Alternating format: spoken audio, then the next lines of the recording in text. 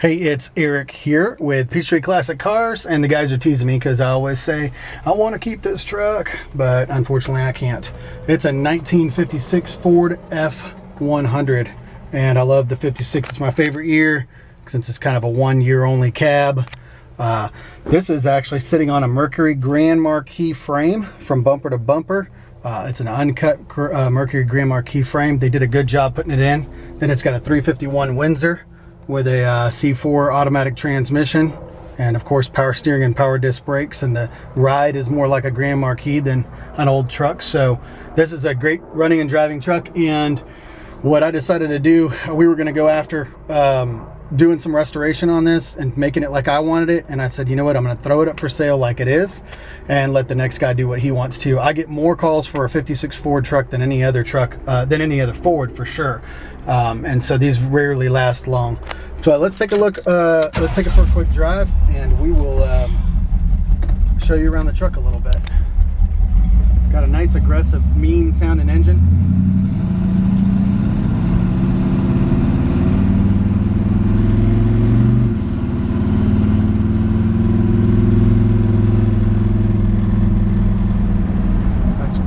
Crisp shifting engine, the way the transmission's tuned right now, and it just shifts now nice and smooth and crisp.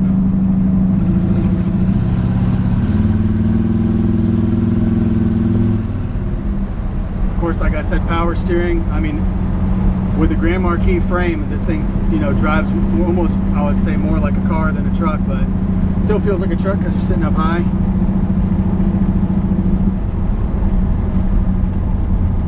There's a few little things that need to be done to the truck mechanically. Well, I say depends on what you want to do with it. One thing, I think the brakes could be bled.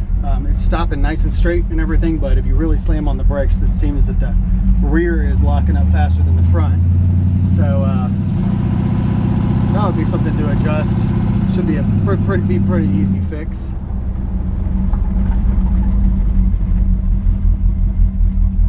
This thing drives so nice and smooth.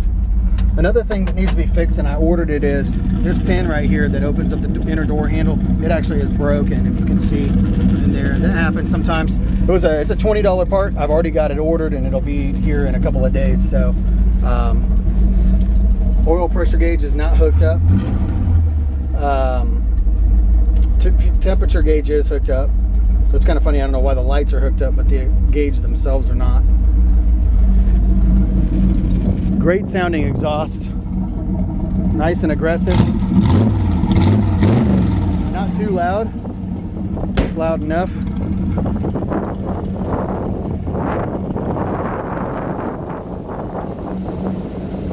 Engine runs nice and smooth. See if I can pop the hood.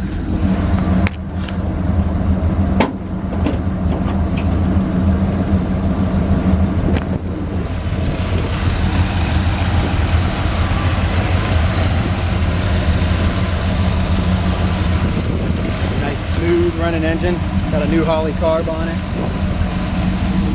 And I'm going to shut her off so we can hear better.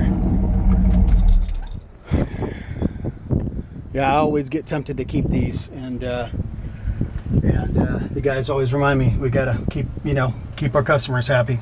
So Dynamat on the firewall, keeping the sound down inside a little bit, which is nice. So I'll tell you what I was going to do to it, and of course you can do whatever you want to, but we were going to do a little tear down and engine detail on it. I mean, it's got brand new valve covers and an air cleaner. It's got a brand new Holley carb. It looks awesome, but I was going to tear it down like we usually do, you know, paint it old Ford blue, but the inner fender wells look great, and under the hood, the only thing I was going to do was the old Ford blue, clean up the wiring just a little bit more, and paint that firewall black, just to paint over the Dynamat, just so it doesn't say Dynamat like that. Other than that, that's all I was going to do under the hood.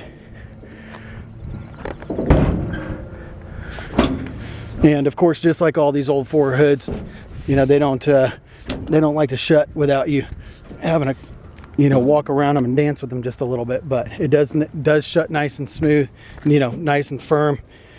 It's got a new grill on it. So what we were going to do, and I just I mean, literally made this decision yesterday. I was just gonna scuff the whole thing down, sand it down basically almost to bare metal, prime it and shoot it in hot rod black. I was gonna reinstall brand new front and rear original style chrome bumpers, and pretty much that's it on the exterior. That's all I had planned on doing. That's all I was thinking about doing was that I love these Dick CPEC wheels. I think they look really good, and a hot rod black paint job would look awesome. But the thing is, every time I go to do something like that, somebody says, oh yeah, first thing I'm gonna do is paint it. And I think, well, shoot, we just wasted our time and money painting it black when maybe you want to paint it red or paint it blue or whatever. So another thing I'd probably do is, some guys think these are cool, some guys don't. The nice big exhaust tips there. I'd probably run the exhaust out the back, more traditional style. I actually really like this old wood in the bed. It's almost like it's old cabinet wood, or it almost looks like a floor out of an old church. And it's really cool looking. Somebody had cut something here. It's got one hole. And so that could be stained, but I actually like the way the wood bed looks, and I wouldn't do anything with that at all. It needs a new piece of glass here. All the rest of the glass is in good shape, but this one got cracked. That's not uncommon. So this passenger side window could be replaced. I think it's about $35 on LMC truck. Got a later model bench seat in here. It's very comfortable. And the fuel tank's been moved to the back of the truck. So I did not check the fuse on this. It does have a stereo system in it. It looks brand new. It looks like it was just installed, but it's not turning on. Well, I don't have the key on either, but I didn't get it to turn on yesterday. Now, one other thing it's got down here is a button right here. You can actually turn on a auxiliary fan. If you ever think you'd be sitting in traffic for a long time, every time I've driven the truck, I've never seen it go over 180 without turning the fan on. But if I thought I was going to be sitting in traffic a lot or doing a parade or something, you hit that switch and now you've got a fan. I believe that also the heater fan works. So that's nice. Heater fan works. Turn signals work. We checked those yesterday. It's got a headliner in it. Other than this piece of glass here, all the glass is in great shape. Doors open and close nicely, and it actually sounds nice and smooth driving down the road. Every single Ford truck like this I've had, you got to walk around and push this hood down just a little bit. So underneath the truck, like I said, it's been done with a Mercury frame, and so we'll get way up underneath here and see. It looks though that this is of course the original cab and the original floor pans, and they appear to be in good shape. Even the inner cab corners right there. Look, maybe that's got a patch on it. I can't actually stick my whole head under here because it is lowered a little bit, but look at how clean this is. So somebody started with a good solid original truck. You can tell that there's a little bit of filler in the bottom of the door right here. Looks like the worst part of it's right around here on the cab corner, but it's really not bad, and actually the body's pretty straight. Somebody may have bottomed out and hit or something may have happened here. You've got a broken part of this rear fender, and if it was my truck, I'd probably fix that. It wouldn't be too hard to do the body work and make that right.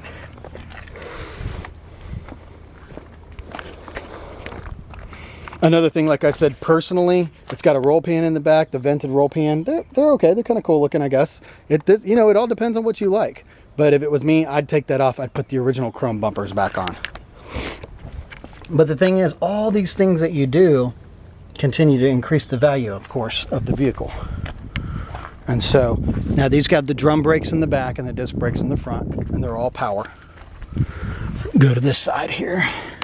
Same thing, cab corner looks like it's in good shape. Bottoms of the doors, step sides are in good shape. And somebody did a good job sitting this down on this frame. Who knows how long ago it was done. One thing I appreciate too is a lot of these old trucks with a swap, they sit really low, or like a transmission pan or an oil pan sits lower than sometimes I feel like it should. That is not the case on this truck. This one, yeah, the bottom of this cab is just in great shape. I mean, somebody chose a good solid basically rust-free truck to build this out of, and I really appreciate that. So man, this one's got a lot going for it. I mean, super minimal rust. I mean, virtually no rust that I can see, or very minimal. Just look down here real quick. You know, of course, you know, it's got the independent front suspension on it. You know, everything that you would expect from a late model frame. But man, does this have a lot going for it. I mean, it's a 56, which stands alone in its own class as far as, you know, comparables are concerned. Whenever I look to price something like this, the only thing I ever look at is 56. I don't look at 53s through 55s. A 56 stands on its own. And the guys that are looking for them, man, they really love them. And I'm one of those guys included. And about 3 years ago, I had a 56 I still wish I had. I mean, like, just like this one, when I say, geez, I wish I could keep it. But if I kept them all, I'd have a truck full of, or a yard full of trucks and no money. So anyways, Peachtree Classic Cars, this would be a great, you know, I'm stuck at home project to do right now. And man, you could put a minimal amount of body work, paint, you know, money and supplies, especially if you're a do-it-yourselfer, and have a really great truck for a really affordable price. So give us a call, peachtreeclassiccars.com.